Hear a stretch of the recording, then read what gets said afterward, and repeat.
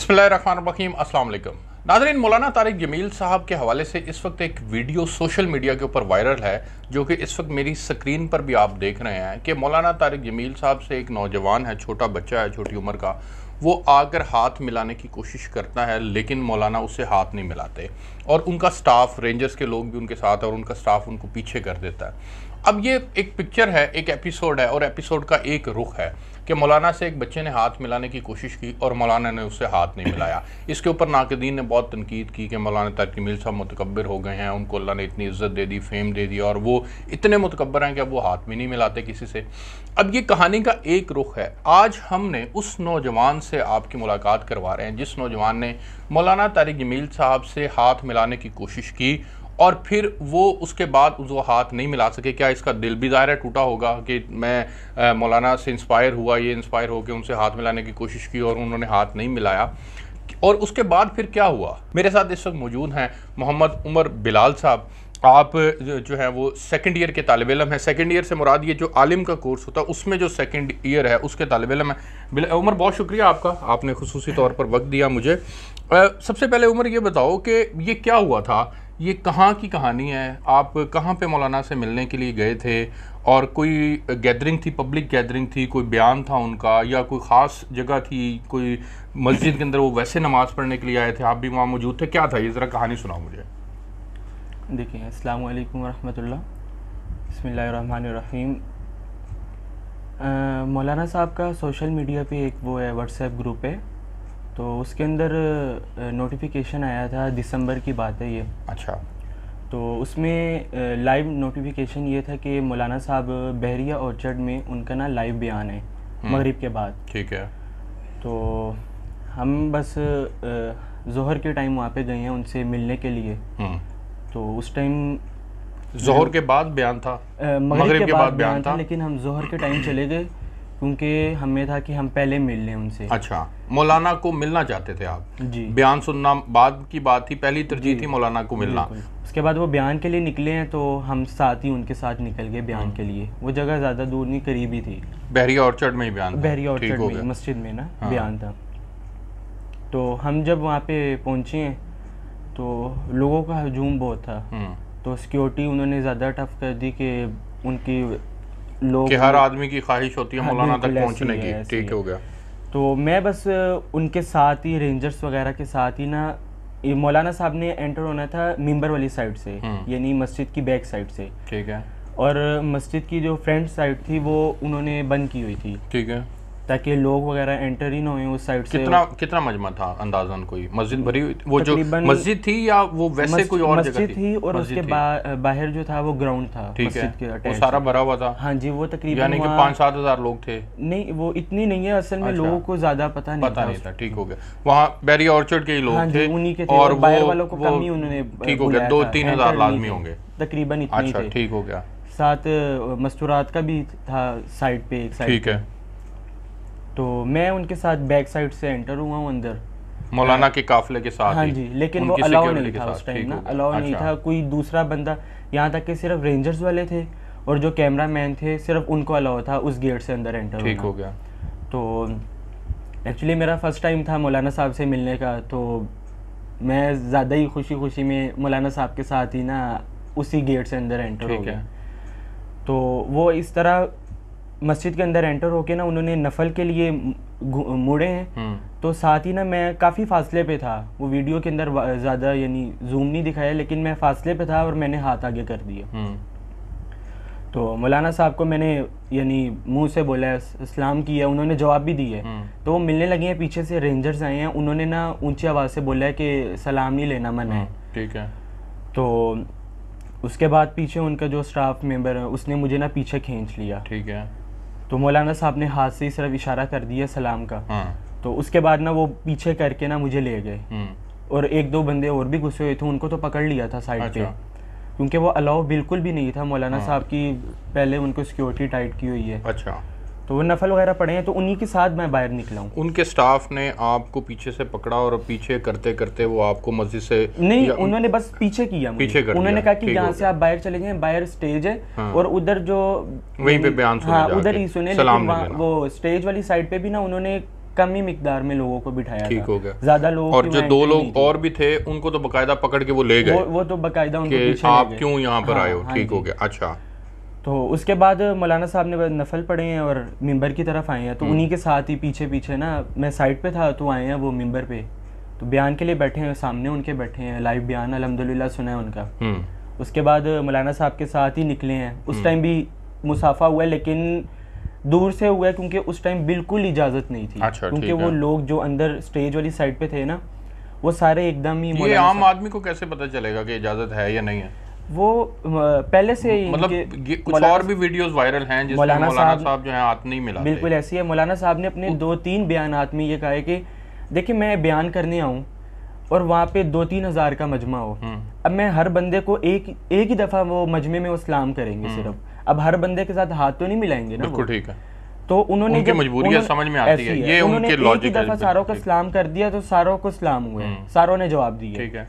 अब वो जो स्टेज वाले लोग थे, हालांकि वो बड़ी पार्टी के लोग थे, वो भी भागे हैं मौलाना साहब से मिलने के लिए, लेकिन रेंजर्स वालों ने मिलने की इजाज़त नहीं दी है। अमूमी मजमे से मौलाना साहब ने मना किया हुआ है कि वो सलाम नहीं लेंगे। ठीक हो गया, और ये बनता भी है उनका, क्योंकि मैं लूंगा ना, मुझे देख के मेरे साथ 200-300 बंदा और जो उनके कुर्बो जवार में लोग हैं वो उनको अपने लिए तो खुद ही टाइम देते हैं, वहाँ पे वो मिलते हैं, मुलाकातें होती हैं उनकी। अच्छा, यहाँ पे ये बताएं कि मौलाना के साथ रेंजर्स के कितने लोग होते हैं? उस वक्त कितने लोग थे? मौलाना साहब के साथ उस वक्त रेंजर्स के 6 लोग थे। 6 लोग थे, और उनके 4 जो थे वो स्टाफ मेंबर थे, 4 से 5 और 4 से 5 स्टाफ मेंबर से, और साथ बैरिया ऑर्चर्ड ने अपनी भी पुलिस सिक्योरिटी दी हुई थी।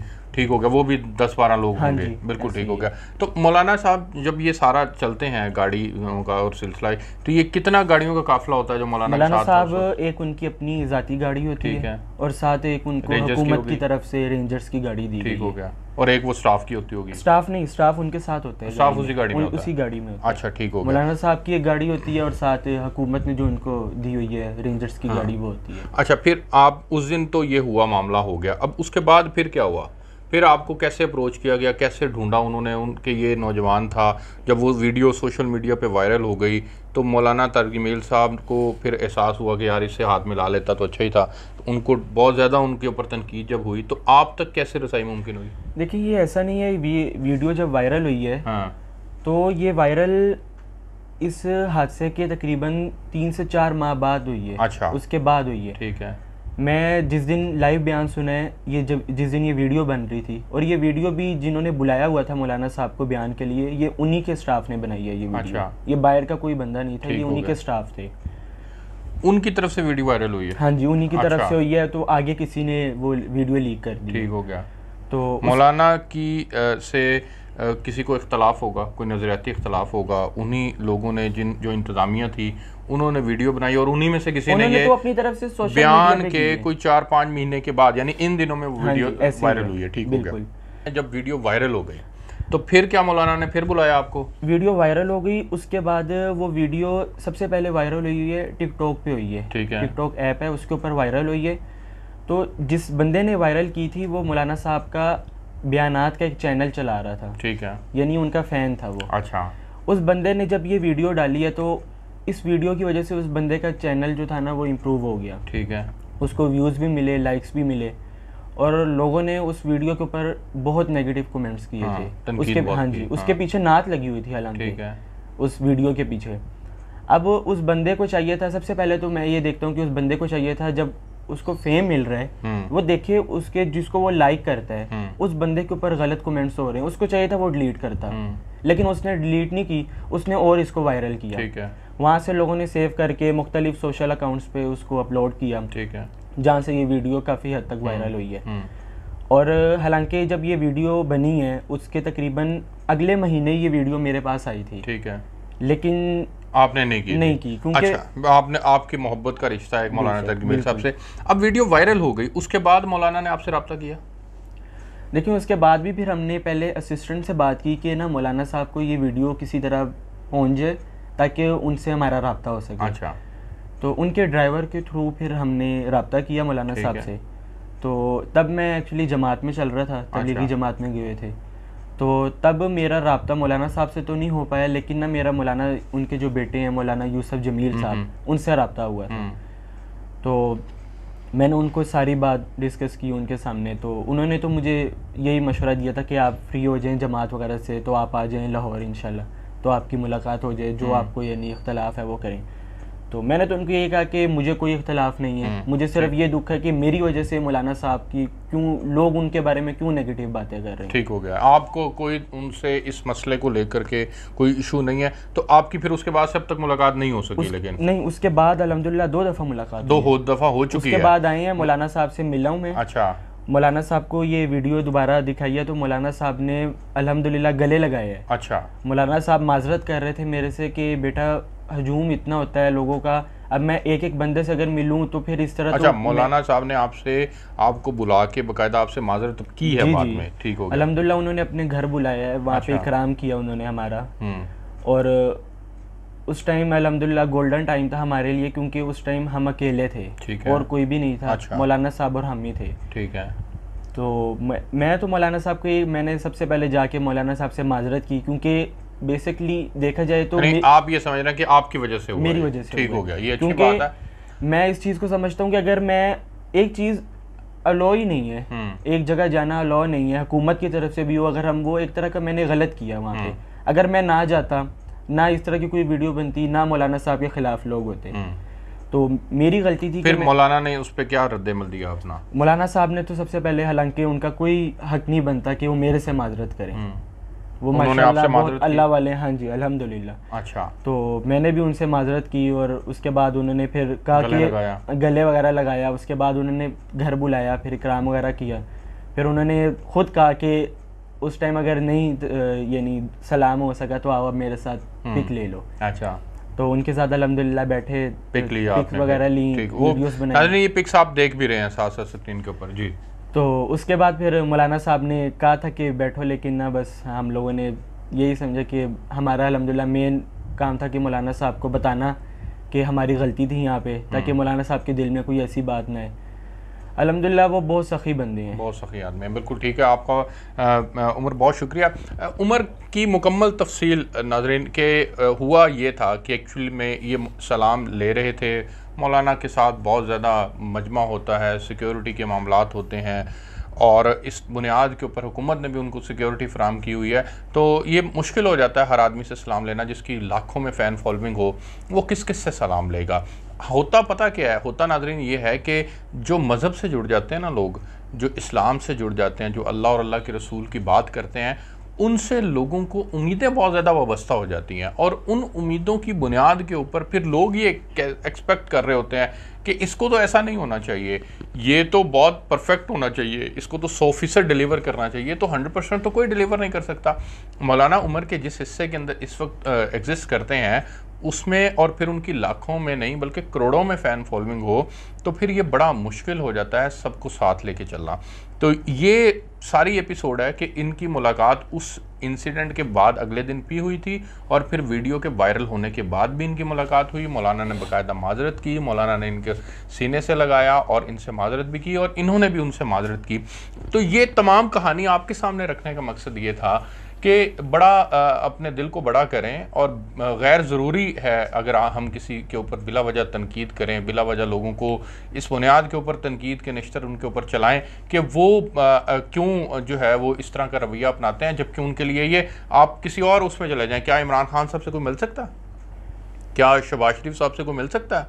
क्या नवाज शरीफ साहब से कोई मिल सकता है? मरियम बीबी से पिछले दिनों एक उनकी पार्टी की अपनी रुकन थी, सिर्फ कचहरी के अंदर उनके साथ पास से गुजरते हुए हल्की सी कॉनी टच हुई थी, तो उसके ऊपर जो मरियम के स्टाफ ने और जो वहाँ पर मरियम का अपना रवैया था वो भी आप देख सकते हैं कि वो क्या था। उनके ऊपर तो कोई तनकीद नहीं आप करते। इमरान खान साहब से उनकी अपनी जमात के सेनेटर्स ने, MNAs ने मिलना हो तो कई कई घंटों का इंतज़ार है। मुझे याद है मैं एक दफ़ा बनी गाला में इमरान खान साहब के पास था, तो वहाँ पे हामिद खान साहब कितने सीनियर पॉलिटिशियन है उस वक्त, तो वो बिल्कुल करीब थे उनके, उनको भी घंटों इंतज़ार करवाया था खान साहब ने मुलाकात के लिए। मैं गवाह हूँ इस बात का। तो जब पॉलिटिशियंस की बात आती है तो उस वक्त तो जनाब सारे के सारे कहते हैं कि नहीं जी वो उनकी मजबूरियाँ हैं। तो क्या इनकी मजबूरियाँ नहीं होती? किसी फ़नकार की मिसाल ले लें आप, कोई किसी फ़नकार से मिल सकता है, उनके साथ भी सिक्योरिटी होती है, वो भी नहीं मिलते। अपनी मर्ज़ी के लोग जो वो समझते हैं कि इनसे मेरा ताल्लुक़ है, उनसे मुलाकात हो सकती है, तो फिर तनकीद अकेले मौलाना तारिक जमील पे नहीं होनी चाहिए। मैं आपसे इजाज़त चाहूँगा, आपसे जो है वो चीज़ें जो हैं और अहवाल शेयर